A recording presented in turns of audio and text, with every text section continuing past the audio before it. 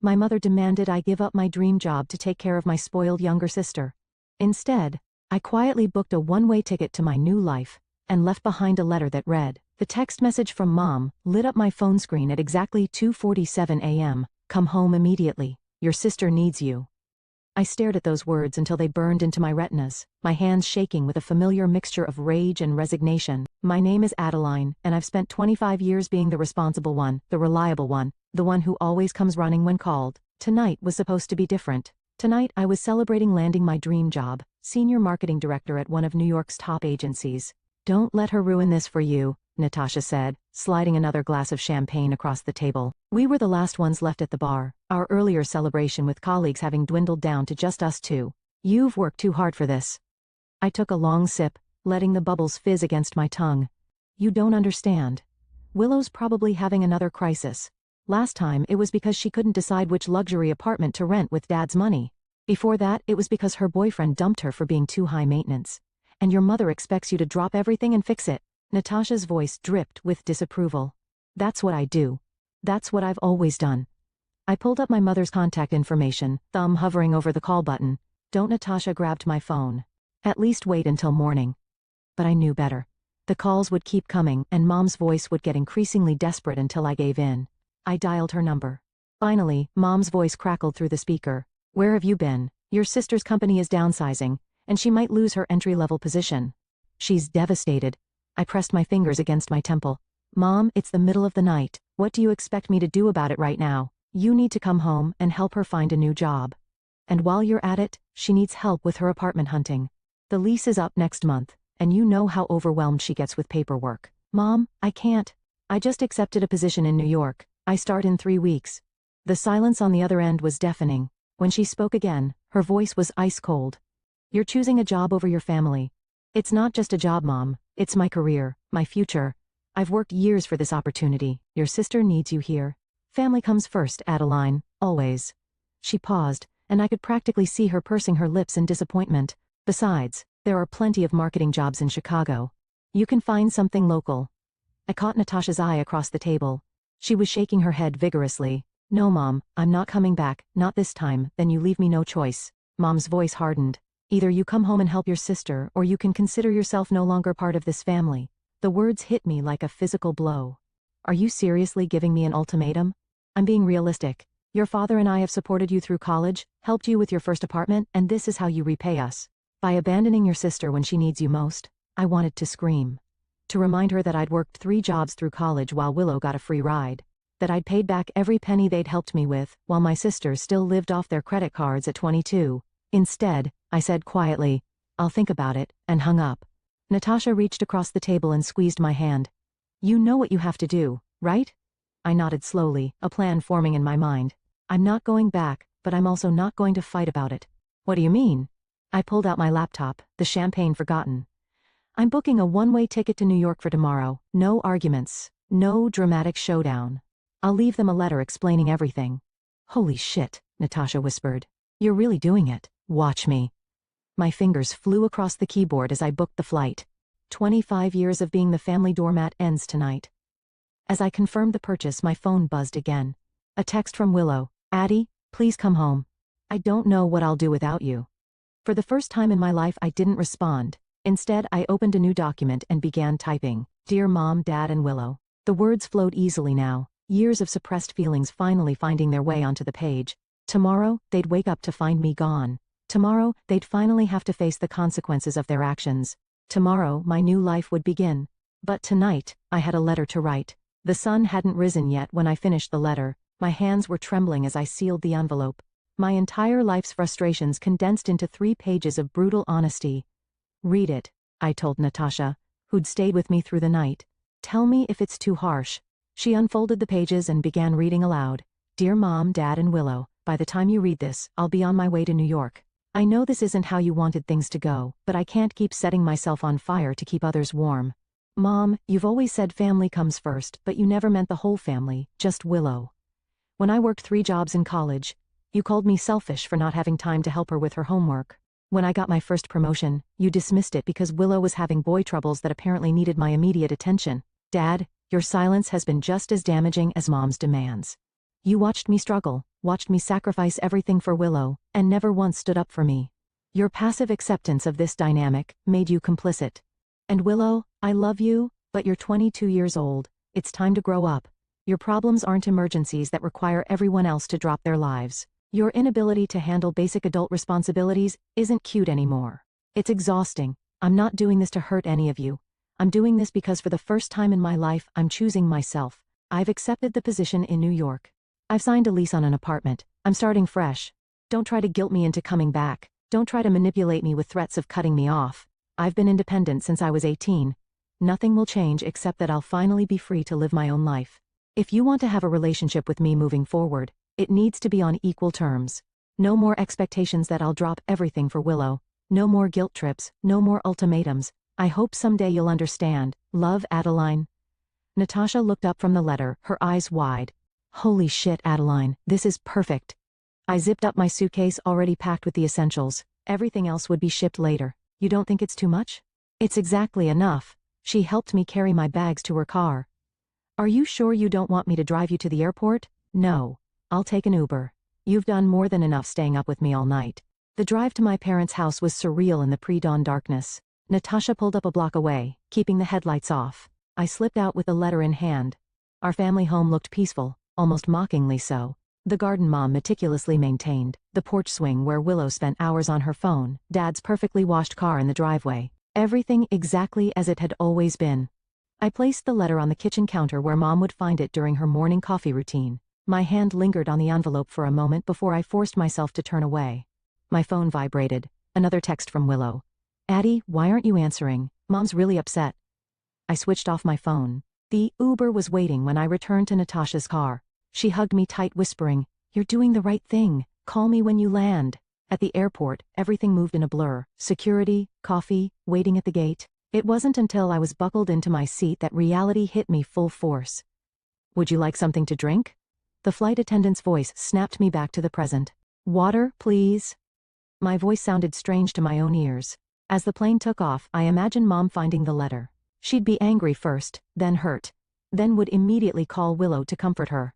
Dad would read it silently, perhaps feeling a twinge of guilt, but ultimately deferring to Mom's reaction. And Willow, I pictured her face crumpling as she realized her safety net was gone. Part of me ached for her, but a stronger part felt an overwhelming sense of relief. The city disappeared beneath the clouds, and with it, 25 years of being everyone's emotional support system. My phone stayed off in my bag, collecting missed calls and angry texts I wasn't ready to face. First time going to New York? The elderly woman next to me asked kindly. No, I replied, managing a small smile. But it is my first time going there to stay. As the sun finally broke over the horizon, painting the clouds in brilliant oranges and pinks, I felt something I hadn't experienced in years, hope. Whatever happened next, whatever storm I just unleashed, at least I was finally steering my own ship. The letter was written, the die was cast. There was no going back now. New York hit me like a wall of sound and color. 3 weeks into my new life, and I still couldn't believe I'd actually done it. My tiny studio apartment in Brooklyn was a far cry from my spacious room back home, but every square inch was mine, earned with my own money, decorated to my own taste, and blessedly free of family drama. Adeline? Miguel, my new boss, poked his head into my office. Got a minute? I quickly minimized my email. 37 unread messages from Mom, 12 from Dad, and 63 from Willow. Of course, Miguel's office had a view of Manhattan that still took my breath away. He gestured for me to sit. The Johnson campaign presentation was fantastic. The client loved your fresh perspective. Thank you. But, he held up a hand. You seem distracted. Everything okay? I hesitated. Miguel had been nothing but supportive since I'd started, but I kept my personal life private at work, just adjusting to the city and avoiding calls from Chicago. He smiled knowingly. Your phone's been buzzing through meetings all week. Is it that obvious? Only to someone who did the same thing 20 years ago. He leaned back in his chair. Left Puerto Rico against my family's wishes. They didn't speak to me for 2 years. How did you handle it? By remembering why I left. Speaking of which, he slid a file across his desk. We're pitching to Nike next week. Want to lead? My heart jumped. Are you serious? That's huge. You've earned it. He gestured at my phone, which was buzzing again. Deal with whatever that is. Clear your head. Back in my office, I finally turned on my phone sound. Immediately, a voicemail from Willow played. Addie, please. Her voice was thick with tears. I lost my job. They said I missed too many deadlines. Mom's making me move back home, but I can't. I can't go backward like this. I need your help. Please call me back. I pressed delete, but my hand was shaking. Another voicemail started. Adeline Gibson, Mom's voice was sharp. Your sister is falling apart, and you're playing career woman in New York. How dare you abandon your family like this? That letter was cruel and selfish. Call me back immediately. Delete. My phone rang. Natasha's face popped up on screen. Finally, a call I wanted to take. Your sister just showed up at my apartment, she said without preamble. What? Why? Looking for you, obviously. She's a mess, Adeline. Mascara everywhere, wearing pajama pants in public. She got fired for real this time. I sank into my chair. Not my problem anymore. I know, but Natasha hesitated.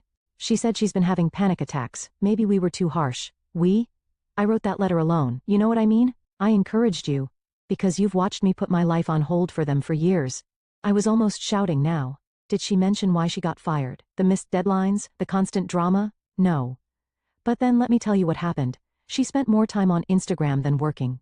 She called in sick whenever she had a bad date. She expected everyone else to cover for her, just like she expected me to fix everything else in her life. A knock at my door made me jump. Miguel stood there, concern etched on his face.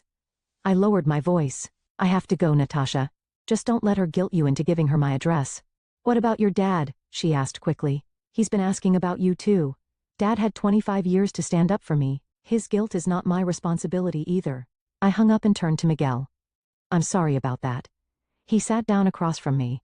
You know, when I left home, I thought I was just running away. Took me years to realize I was actually running towards something better. Did your family ever understand?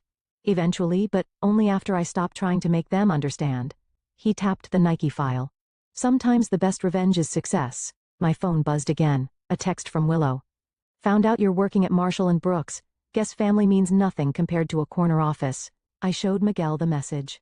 She's trying to track me down. Want my advice? Focus on the Nike pitch. Pour everything into it. Success is the best boundary. It shows them you're thriving without them. I straightened my spine. You're right. Can I see the brief again? As I immersed myself in work, my phone kept buzzing with messages from home. But for the first time, the guilt was overshadowed by something stronger, determination. Let them panic. Let them feel what it's like to handle their own problems. I had a presentation to nail. The Nike pitch was a success, but I barely had time to celebrate before Natasha's urgent call came through. Your mom showed up at my workplace today, she said, her voice tight with anxiety. She's getting desperate, Adeline. I was walking home from the subway, the city's evening buzz surrounding me. What did she want? What do you think? She's trying to guilt me into revealing your address. But that's not the worst part. Natasha paused.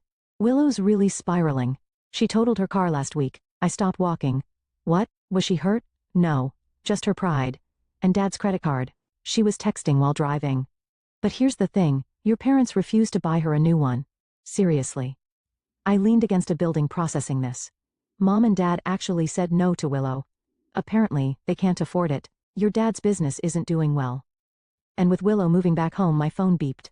Another incoming call. Mom, I have to go, Natasha. Thanks for letting me know. I answered Mom's call, bracing myself. Hello? Finally. Her voice was different, less commanding, more strained. Adeline, we need to talk about what you've done to this family. What I've done? I laughed incredulously. I made a career choice, Mom. I'm not the one who gave ultimatums. Your sister is falling apart. She's had to move back home. She can't find a job, and now she's having anxiety attacks. Is that what you wanted? I clutched my phone tighter. What I wanted was to live my own life without being Willow's permanent backup plan. She's your sister, and I'm your daughter. My voice echoed off the buildings, turning heads of passing strangers. But you never worried about my anxiety, did you? When I was working 3 jobs in college, when I had to cancel my own plans constantly to rescue Willow. A long silence followed. When Mom spoke again, her voice was quieter. We need you to come home just for a little while. Help her get back on her feet. No. Adeline, please, your father's business is struggling. We can't support her like we used to. So now that you can't enable her anymore, you want me to step in? I started walking again, faster now. That's not happening, Mom. You're being selfish. No. I'm being successful. I just landed the biggest account of my career. I have my own place, my own life. For the first time, I'm putting myself first, and it's working. Another silence. Then, your father wants to speak with you. Dad's voice came through, hesitant as always. Princess, we miss you. My steps faltered. Dad hadn't called me princess since I was little. Dad, I know we messed up. I know I should have done more, said Moore. Then why didn't you? It was easier not to rock the boat, but seeing what it's done to you, to all of us. He sighed heavily. Willow needs to learn to stand on her own feet. We see that now, but she doesn't know how. That's not my responsibility. No, it's ours. We failed both of you in different ways. His voice cracked. Just don't cut us off completely. Please. I reached my apartment building, fumbling for my keys. I need time, Dad. Space to build my own life without feeling guilty about it. I understand. But, Adeline. Yes? I'm proud of you for being strong enough to leave, for succeeding. I should have said that years ago. Tears pricked at my eyes. Thanks, Dad. After hanging up, I sat on my building stoop, letting the city noise wash over me. My phone buzzed with a text from Willow. Everyone's mad at me and it's all your fault. I hate you. Minutes later, another. I'm sorry, I don't hate you. I just don't know how to do this without you. I started typing, deleted it, started again. Finally, you'll figure it out. You're stronger than you think. Then I turned off my phone and went upstairs to my apartment. On my desk, the Nike contract sat waiting for my signature, my first major client as lead director. Next to it was a framed photo Natasha had taken the night before I left, my face glowing with determination and champagne. That girl in the photo had been terrified, but did it anyway. She deserved my focus now, not the endless drama back home. My laptop pinged with an email from Miguel. Nike loves your ideas. Dinner tomorrow to celebrate. I smiled and replied, yes. Let Willow figure out her own life for once. Let Mom and Dad deal with the consequences of their choices. I had a celebration to plan. The knock on my apartment door came at 11 p.m. on a Tuesday. I wasn't expecting anyone, and my heart nearly stopped when I looked through the peephole. Willow stood there, mascara streaked down her face, clutching a designer suitcase that probably cost more than my rent. I know you're in there, she called out. Your light's on. I took a deep breath and opened the door. How did you find my address? I called every real estate agent in Brooklyn until I found one who remembered you. She pushed past me into the apartment. Nice place, kind of small though. What are you doing here, Willow? She dropped her suitcase with a thud. Mom and Dad are being impossible. They froze in my credit cards. They're making me apply for jobs, and Dad actually suggested I take a barista position. Me? A barista? I crossed my arms. The horror. Don't be sarcastic. This is serious. She collapsed onto my couch. I thought maybe I could stay with you for a while, just until I figure things out. Absolutely not. Come on, Addie. We're sisters. Yes, we are. Which is exactly why you can't stay here. I remain standing, maintaining distance. This is what you always do, Willow. You create chaos, then expect everyone else to fix it. That's not fair. No? What about my college graduation? You had a crisis because your boyfriend didn't like your dress, and Mom made me skip the ceremony to take you shopping. I was young then. You were 19. I worked my ass off for that degree, and I didn't even get to walk across the stage because you needed attention. Willow's lower lip trembled. Why are you being so mean? I'm not being mean, I'm being honest. I sat in the chair opposite her. Do you know what I was doing when Mom called that night demanding I come home to help you? She shook her head.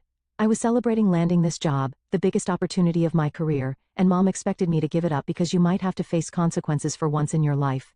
I didn't ask her to do that. No, you never explicitly ask Willow, you just cry and panic until someone fixes everything for you. She stood up abruptly, pacing my small living room. So what am I supposed to do? Live with Mom and Dad forever? Work as a barista? You're supposed to grow up. Get a job, any job. Learn to manage your money. Stop expecting other people to solve your problems. Easy for you to say. You've always been the perfect one, the responsible one. Because I had to be. My voice rose. Do you think I wanted to work 3 jobs in college? To miss out on parties and dating because I was too busy being your backup plan? Willow stopped pacing, her face crumpling. I didn't realize. No, you didn't. Because you never had to think about anyone but yourself. My phone buzzed. A text from Miguel about tomorrow's meeting. The real world, my new life, calling. You need to leave, I said firmly. Go home, Willow. Face your problems head on for once. Mom was right, she whispered. You've changed. You're cold now. No, I'm just done being everyone's safety net. I walked to the door and opened it. You can stay in a hotel tonight if you want, but you're not staying here. She grabbed her suitcase, tears flowing freely now. I thought you loved me. I do love you. That's why I'm not enabling you anymore. At the door she turned back. What if I can't do it? What if I fail? Then you'll learn from it and try again. That's what adults do. After she left, I sat on my couch shaking. My phone showed 3 missed calls from Mom already. Willow had obviously called her. I texted Natasha. Willow just showed up at my apartment. She replied immediately. Holy shit, you okay? Yeah, send her away. Feel like a monster. You're not a monster. You're teaching her the lesson your parents never did. I looked around my apartment, small but mine, paid for with my own money, decorated with my own taste. On my desk, the Nike contract sat next to a stack of other projects.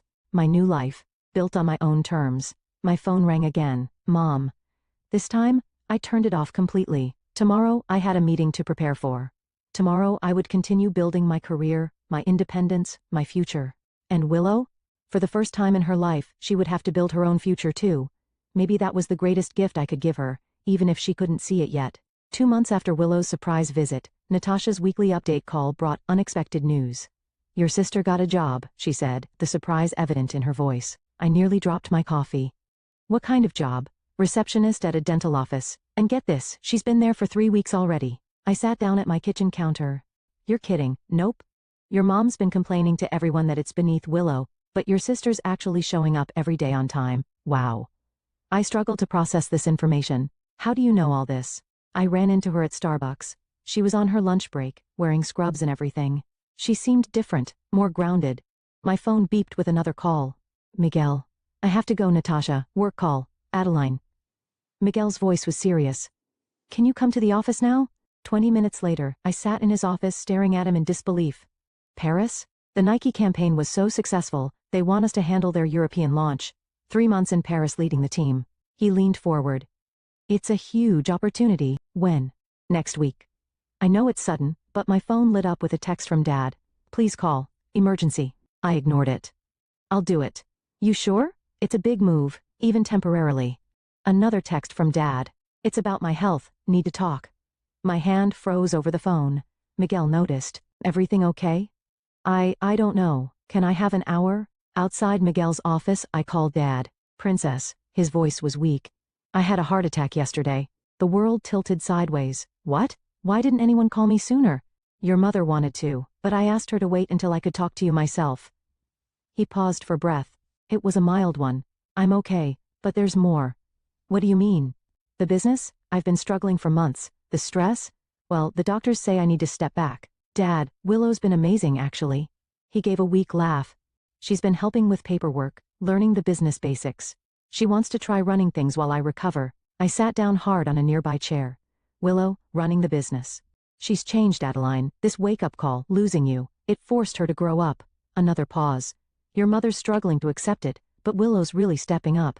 My throat tightened. Do you need me to come home? No, Princess. That's why I waited to call. I didn't want you dropping everything and rushing back. We're managing. He coughed slightly. Willow insisted on handling things herself, said it was time she took responsibility. I wiped away unexpected tears. Who are you, and what have you done with my family? He chuckled, then grew serious. We failed you for so long, Adeline. Letting you carry everything, making you responsible for everyone else's happiness. I see that now. Dad, no, let me finish. You're leaving. It forced us all to change. Your mother's still adjusting, but she's trying. And Willow, he sounded proud. She's becoming the person she could have been all along if we hadn't babied her so much. Miguel appeared in the doorway tapping his watch. Dad, I have to go. I'm in the middle of something at work. But I'll call tonight. Okay? Of course. Go be successful. We're okay here? I walked back into Miguel's office, my mind spinning. Everything all right? He asked. My dad had a heart attack. Jesus. Look, forget Paris. Family comes first. No. I straightened up. My sister's handling it, and for the first time in my life I actually believe she can. You sure? I thought about Willow in scrubs, showing up to work every day. Willow learning the family business. Willow finally growing up. Yes, I'm sure. I picked up the Paris contract. Where do I sign? That night, I called Natasha to tell her about Paris. She squealed with excitement, then turned serious. Your mom called me today, about your dad. I know about the heart attack. No, not that. She wanted me to tell you she's sorry. Actually, use those words. I sat in silence, letting that sink in. She said she's been seeing a therapist, working on her control issues. Natasha paused. People can change, Adeline. Yeah, I said softly, looking at my packed suitcase for Paris. I'm starting to believe that. My phone buzzed with a text from Willow. Heard about Paris. Congratulations, I mean it. For the first time since I'd left, I felt something shift, not forgiveness exactly, but possibility. Maybe we all needed to find our own paths to grow up. Paris was everything I'd dreamed of, and more. But Dad's second heart attack brought me home after just 6 weeks. Standing outside his hospital room, I barely recognized my sister in her business attire, typing furiously on her laptop. The insurance company is being difficult, Willow said without looking up, but I've got it handled. When was the last time you slept? She finally met my eyes, dark circles evident under her makeup. Tuesday maybe. I'm trying to run the business, deal with insurance and coordinate with Dad's doctors. She's not coping well. Where is she? Cafeteria. She stress bakes now. The nurses are getting tired of her muffins. I sat beside her. How bad is it? The doctors say he needs bypass surgery. Triple bypass. Her voice cracked slightly. The business is struggling, and our insurance has a massive deductible. I've been going through the books, trying to figure something out. I can help with the medical bills, I offered. No. Willow's response was immediate. You've got your life in Paris. I've got this. Willow, I mean it, Addie. I'm not that helpless girl anymore. She showed me her laptop screen. Look, I've already restructured some of Dad's business loans, found ways to cut costs without laying anyone off. I just need to figure out the insurance situation. Mom appeared with a basket of muffins, stopping short when she saw me. Adeline, you're here. Of course I'm here. She set down the muffins and hugged me awkwardly. I didn't think with your important Paris job. It's Dad, I said simply. Tears filled her eyes. I'm sorry for everything. I know it's too late, but Mom, Willow interrupted. The doctor's here. The surgeon explained the procedure, risks, and recovery time. Mom started crying again. Willow took notes on her laptop. I watched them both, feeling like I'd stepped into an alternate universe.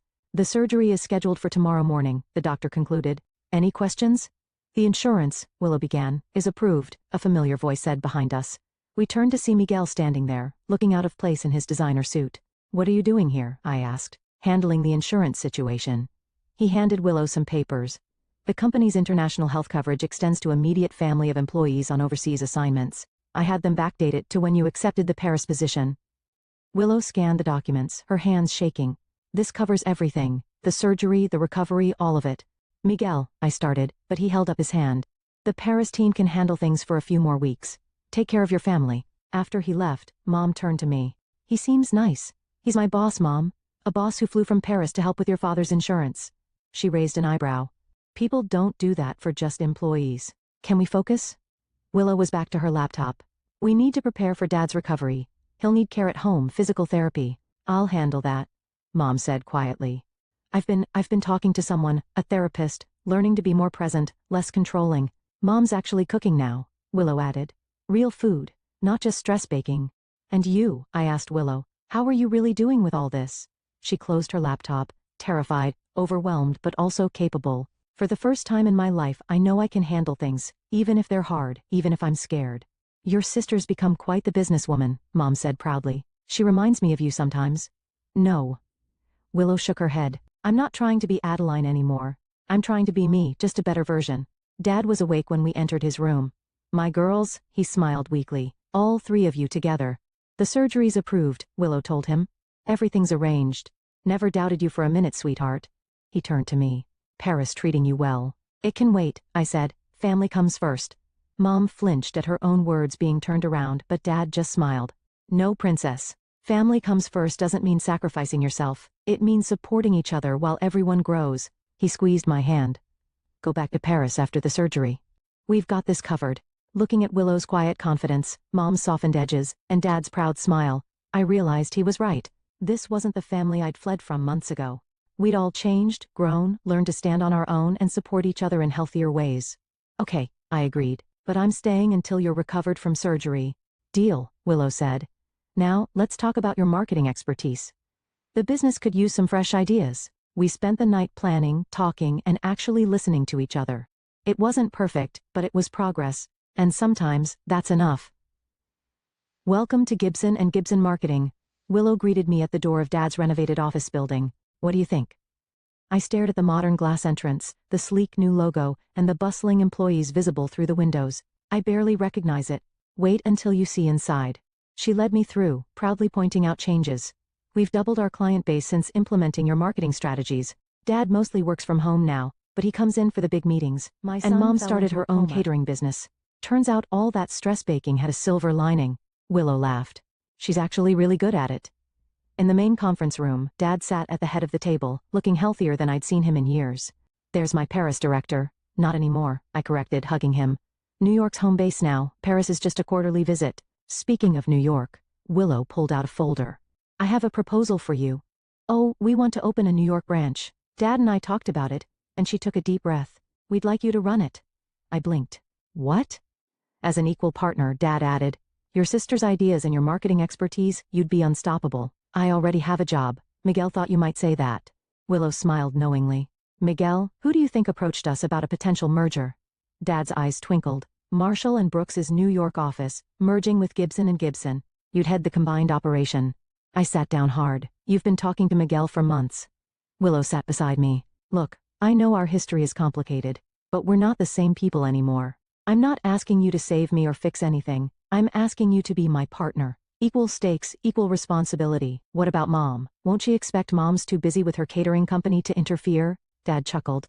Though she does insist on providing food for all our client meetings. My phone buzzed. Miguel, have they shown you the proposal yet? You knew about this? I texted back. Who do you think suggested it? You've outgrown being just an employee. Time to build something of your own. Willow watched me nervously. I know it's a lot to consider. Show me the numbers, I interrupted. Her face lit up as she pulled out spreadsheets and projections. We spent hours going through them, debating strategies, building on each other's ideas. This wasn't the old dynamic of me fixing her problems. This was true collaboration. One condition, I said finally, name it. We keep the offices separate. I run New York. You run Chicago. We coordinate but maintain independence. Already planned for that. She pulled out another document. Draft partnership agreement. Completely equal. Completely independent. When did you get so corporate? When I realized I was actually good at it. She smiled. Turns out, I just needed to find my own path instead of being pushed onto someone else's. Dad stood up. This calls for celebration. Your mother's been stress baking all morning, waiting for an answer. I haven't said yes yet. Please, Willow scoffed. I saw your face when you were going through those projections. You're in. She was right. The numbers were solid, the strategy sound, and the opportunity perfect. But more than that, the dynamic felt right, equal, healthy. Mom was waiting at their house with a spread that could feed an army. Well, we're going to need a New York office warming party, I said. She hugged me, whispering, I'm so proud of who you've become, who you've helped us all become. Mom's getting sentimental, Willow Stage whispered. Quick. Someone give her something to bake. We all laughed naturally, easily, without the underlying tension that had marked our family gatherings for so long. My phone buzzed again. Miguel, dinner tonight to celebrate as your former boss and hopefully something more. I smiled, typing back yes to both. Looking around at my family, Dad healthy and semi-retired, Mom finding her own passion, Willow standing confidently on her own feet, I realized something profound. Sometimes running away isn't about escape. Sometimes it's about creating enough distance for everyone to grow into who they're meant to be. To Gibson and Gibson, Dad raised his glass, and to the daughters who made it possible. To finding our own paths, Willow added. To healthy boundaries, Mom said softly. I raised my glass, looking at these familiar strangers who had become the family I always hoped we could be, to new beginnings. And this time, I truly meant it.